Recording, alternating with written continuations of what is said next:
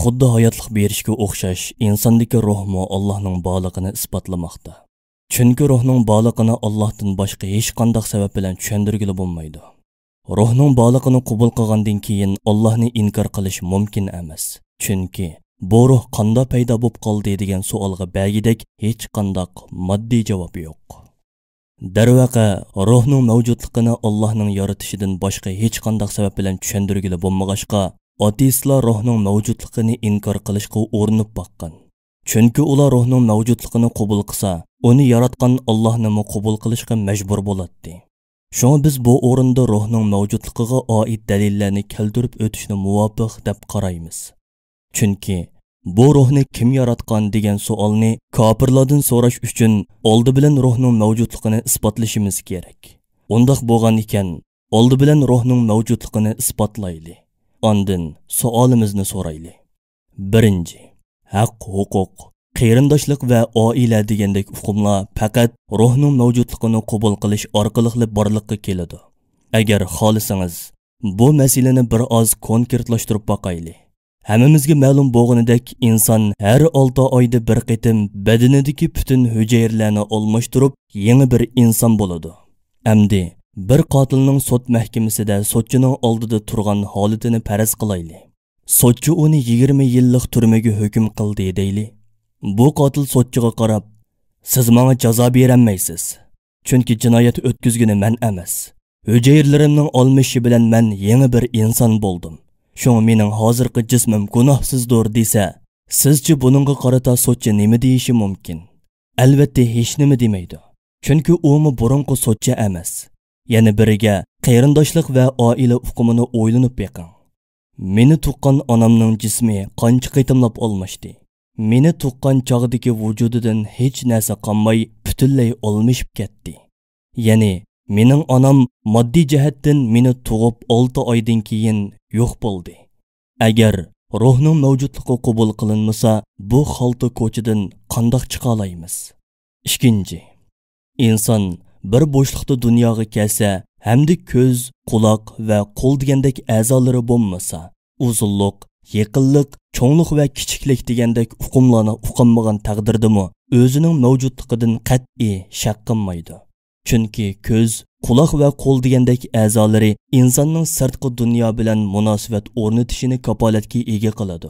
Kishi mazkur a'zolari bo'lmasa, sirtqi dunyoni to'nayolmagan bilan uning mavjudligidan qilchi shaklanmaydi. Dal mushu ahvolda o'zining mavjudligini his qilgan mavjudot ruhdir. 3.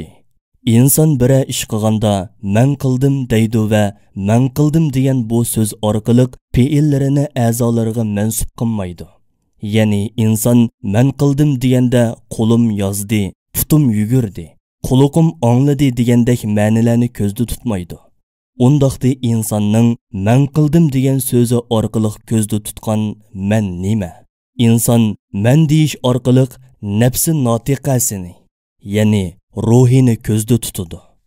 Mening qalamim degan chog'da u men ruhdir. 4. Moddaning tabiatida iroda bilan tanlash iqtidori yo'q. Holbuki insonda cheksiz bo'lgan irodaga oid harakatlar bor. Agar inson faqat moddiy bir maxluq bo'lsa edi, uningda iroda bo'lmagan bo'ladi. Chunki moddada iroda yo'qdir. Undaqda irodaga oid bu harakatlarning egisi modda bo'lmaganiga qaraganda ruh bo'lishi kerak. Demak, insondagi iroda ruhning mavjudligining yorqin dalilidir. 5. Moddaning tabiatida iroda bo'lmaganidek anglash, ko'rish, tutish va his qilish degandek boshqa sifatlarmi yo'q. Agar inson ruhi bo'lmagan moddiy bir maxluq bo'lganida uningda mazkur sifatlar bo'lmasligi kerak edi. Demak, insonda mazkur sifatlar bo'lgan ekan, undaqda inson faqat moddadan yaratilgan maxluq emas. Uning cho'qim ruhi bor va mazkur sifatlar shu ruhning sifatlaridir. 6. Mini ichilib barmoqni harakatlantirish vazifasi bo'lgan nervaga buyruq berilsa, barmoq harakatlanadi. Ammo bir tugmini hargiz qadayolmaydi. Chunki tugmini qadash murakkab harakat jarayoni bo'lib, har qanday bir nervini harakatga keltirish bilan bu ishni qilg'ili bo'lmaydi. Undaqda Bu nuqtada mundaq savol tug'iladi. Barmoqqa tugmani qadatqini manga bo'lmasa, undaqda u nima? Buning javobi u albatta ruhdir. 7. Moddaning harakatlanishi uchun uningga moddiy bir tegishish bo'lishi kerak. Moddiy bir tegishish bo'lmasdan moddaning harakat qilishi mumkin emas. Halbuki televizor ko'rayotgan bir odam kuladi, yig'laydi, qo'qidi, hayajonlanadi va hokazolar. Ajaba, kulgini yoki yig'lig'ini moddami? Albatta undaq emas.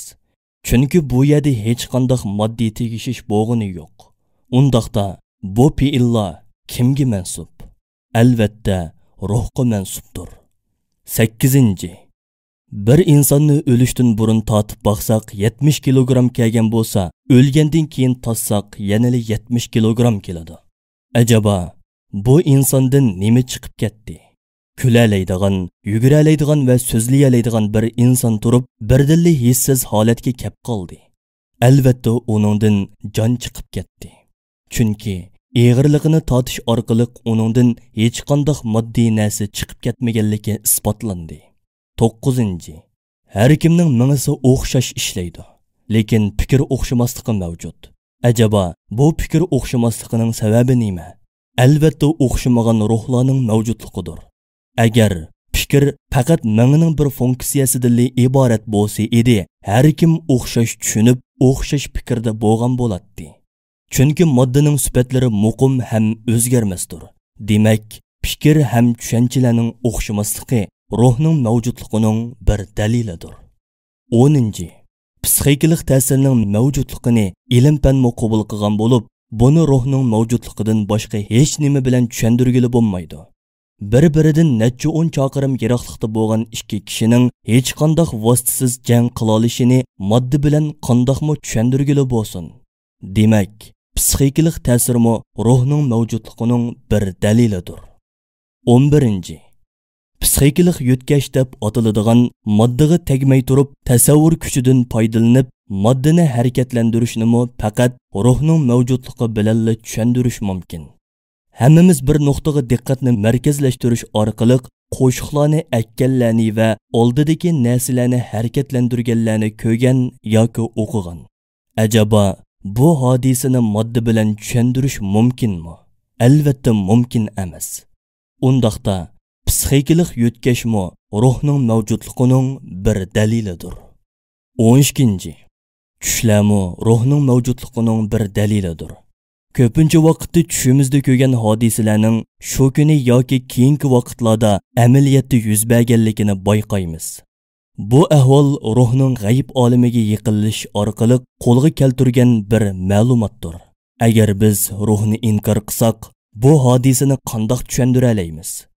Demak, tushlar, bo'libmi rost tushlar ruhning mavjudligini isbotlaydi. 13. Endi tasavvur kuchingizga tayinib, vujudingizdagi butun go'shlarni bir yerga yig'ing.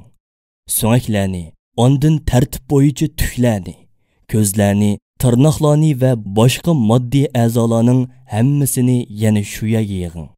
Endi sizdan so'rab boqayli. His tuyg'ularingiz qani? Mehr, shafqat, muhabbat, ishq, oshko'zlik, o'ch adovat degandek yuzlagan hislar qani? Agar bularni jismga oid bo'lsa edi, bularni tasavvurimizda bir tarafga ayirib vujudlarini ko'ra olsak bo'ladi. Demak, bu his tuyg'ular jismga oid emas, balki ruhga oiddir. Undaqda insonda mavjud bo'lgan har bir his tuyg'u ruhning mavjudligining bir dalilidir. 14. İnsonlarda oq ko'ngillik, sexiylik, jasorat va ilm degandek sifatlar bir-biridan farqlidir. Bir kishida dengizdek mo'l bo'lsa, yana birida dengizdan tomchidek bo'ladi. Agar bular moddaning alohidaliklari bo'lsa edi, mazkur sifatlar butun insonlarda o'xshash darajada bo'lsa bo'ladi. Chunki moddaning sifatlari muayyan ham o'zgarmasdir. Undaq bo'lgan ekan, bular moddaning sifati emas, aksicha ruhning sifatlaridir. Demak, insonlarda o'xshamagan darajada mavjud bo'lgan barliq sifatlar ruhning mavjudligini isbotlaydi. 15. Şadxuramlıq bilan dərd ələmning səbəbi ikki türlük bo'ladi. Biri jismoniy dərd ələmlər bilan huzur halovatlardir. Yana biri bo'lsa, ma'naviy dərd ələmlər bilan huzur halovatlardir. Masalan, do'sti bilan uchrashgan biraylan xushallik his qiladi. Bu moddiy emas, balki ruhiy lazzatdir. Yana mundaq bir so'z bor. Qilish yarisi saqiyar, til yarisi saqaymas. Acaba til yarisi ruhdan boshqa narsami? Demak, inson his qilgan barcha ma'naviy lazzatlar va dard alamlar ruhning mavjudligini isbotlaydi. Mazkur 15 dalil orqali ruhning mavjudligini isbotlagandan keyin amdi kofirlardan so'rab boqayli. Bu ruhni yaratgani va uni jonliqlarga pulligini kim? Bu hikmatli kashfiyotni ijod qila oladigan Allohdan boshqa biri bormi?